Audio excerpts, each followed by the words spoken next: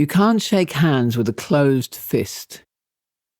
That was Indira Gandhi, and there are so many closed fists between groups of people in any organisation.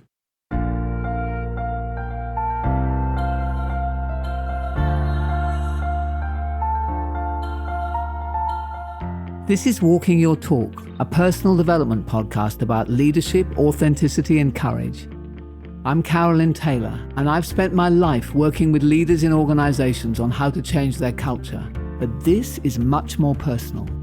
If you want to be known as someone who walks your talk at work and beyond, then this podcast is for you.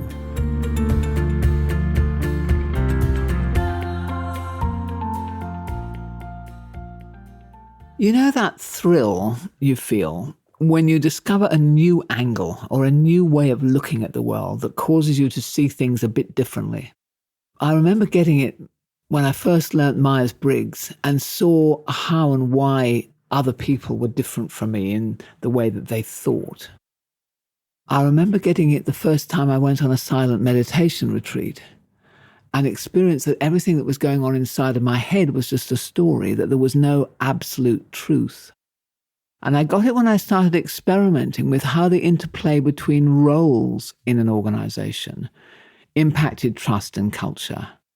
And then I read the work of my Australian friend Siobhan McHale, whose book, The Insider's Guide to Culture Change, has just come out and I know is going to be a bestseller. Yes, roles. That's the topic of this week's podcast in the Trust series. So what role do you play in your organisation or the ecosystem of which you're a part? Are you a close to the customer line person whose role it is to deliver what the customers want and provide them with great service? Or are you a global brand product marketing type person who designs strategies that gets implemented by the line? Or maybe a support function like HR or finance or legal who are enabling the line and policing them? Or are you a consultant who comes in and out of this ecosystem, adding value on request?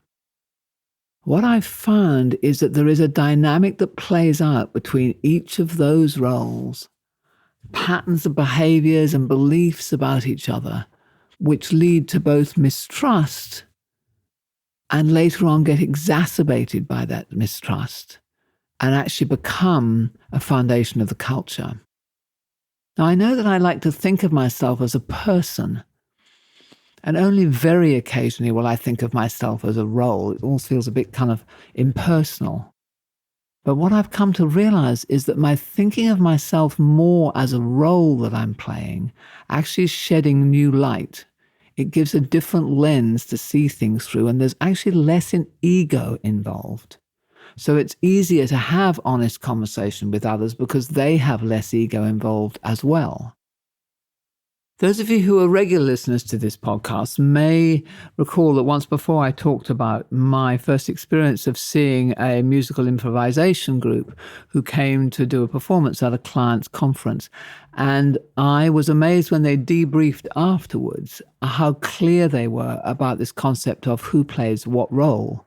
Because what they said is that in any one moment, one person steps forward and takes the role of leading the narrative in a new direction. So, for example, at one moment, the lead actor, suddenly announced that his wife had committed a murder and was now in prison or about to go to prison. Now, the actor who was playing the wife may have had a completely different thought about where the narrative was going to go next, but she had to immediately jump into the role of follower, as she did. And 2 minutes later, she was singing a song about the hardships of living in a prison. So the power and the effectiveness of what they were doing lay in knowing how to play the role of the leader and play the role of the follower, and to be able to support the leader's ideas in being successful rather than trying to undo them. They had complete trust in each other in that way. There was no ego. And even, and this is the important one for all of us, even if they thought that their idea that they had about where the narrative should go next was better, and even if they thought that their colleague's idea was rubbish, they followed it and made it a success. So that's the link to all of us and trust in the workplace. Because I often hear about conflicts and mistrusts between functions, especially between head office and local countries, or between sales and marketing, etc., etc. You'll all know your stories.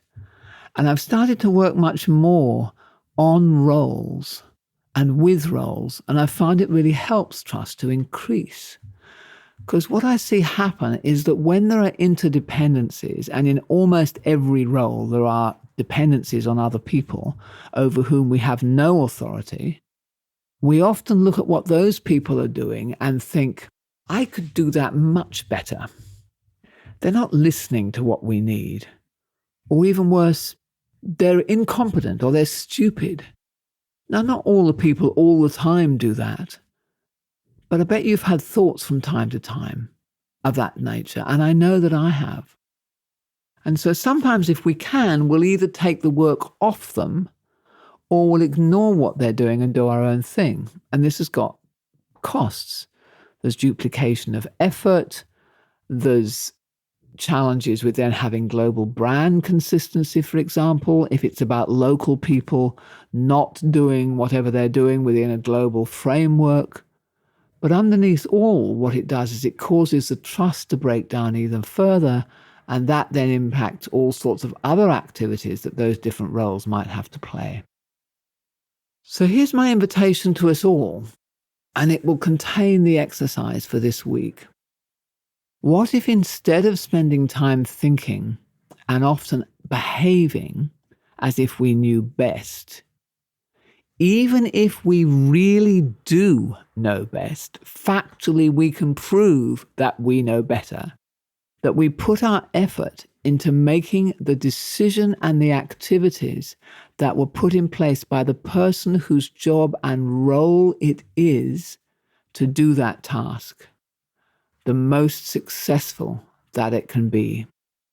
What if we behave like the improvisation actors did, and we drop our own ideas and pick up those that were given to us and make them even better than they were before through our skills of excellent execution? Because roles are designed and put in place because any complex entity needs a structure and roles to function. We all know that theoretically. And when we trust in those roles and build trust by both doing our role as well as helping the others to be as successful as they can be at theirs, then trust builds across the entity and the outcome is much better. And the key I've found is to forget about whether you have a better solution. Because if you were playing that other role, the one that your colleagues are playing, say you were in a global role, for example, where right now you're in a local role, then you would probably make different decisions to the ones that they're doing. You probably would do things differently. But you're not. You're in your role, and your job is to do your role great and to support everyone else to succeed in their role, not to prove that you're better. So imagine your organization if everyone operated by that premise, that if everyone believed that that in fact was the best way to work. Do you see how, no matter how competent any individual is, if everyone trusts the role and supports the role to be successful, the outcome is going to be way better than trying to prove that I'm better and I have a better solution and causing trust to break down? It's so simple, but maybe you can see now why I got so excited when I really started to explore this idea, because it was new to me. I had always thought that everything was about the individual and their behaviors and the way they operated. And then I started to realize that the role had a really important piece to how the whole culture tied together and where trust was formed. So here's the exercise. It's a big one, but it will build trust across any organization that you're a part of. So 4 steps. Number 1, clarify what your role and accountability is and that of other people. a number of organizations I know that actually is not being done. Whether it's not being done because no one's tried to think it through, or whether it's not being done because nobody really wants to hear what the roles are and so they don't really listen.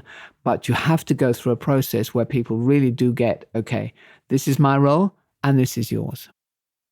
Second piece, trust those in those roles to do their job, and don't try and do it for them. Don't build another department to give yourself your own HR capability if in fact there is a capability globally who has the role of providing certain services.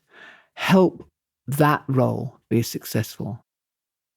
Third, hold as your guiding principle that you will take everything that you are given and make it even better through your implementation.